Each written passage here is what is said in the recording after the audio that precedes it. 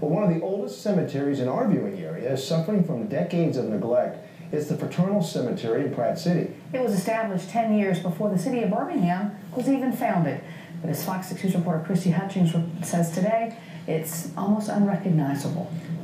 As you walk through the gates of the Fraternal Cemetery in Pratt City, an eerie feeling comes over you. It's clear what decades of neglect can do. Beautiful architecture can barely be seen anymore. Graves are impossible to get to because of the overgrowth. And in one instance we found a grave of a newborn that's about to be exposed. Some of that ground is washed away. Eddie Bratton is leading up an effort to clean up the cemetery, as well as the Greenwood Cemetery, which is no longer accessible. He's organized cleaning parties, but even with help, he says they barely made a dent. There's nobody that wants to help take control over the cemeteries and let their families come out here and visit. Because everybody wants to come see and visit their moms and their dads or their grandparents. And in many cases, trace back their family history.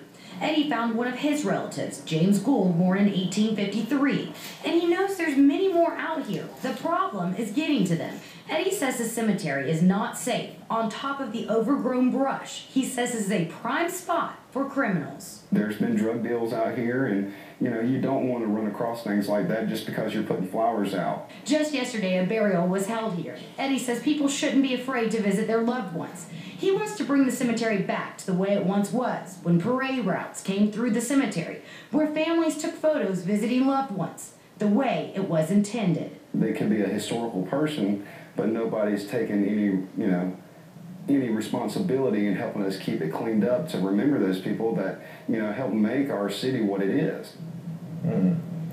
Well, Eddie says that he will continue trying to clear out the cemetery, but he says he needs what's called a chipper to do the big jobs. A cleaning party is organized for March the 23rd. Organizers, they welcome any volunteers and any equipment to help get the job done. So we hope some people will step up.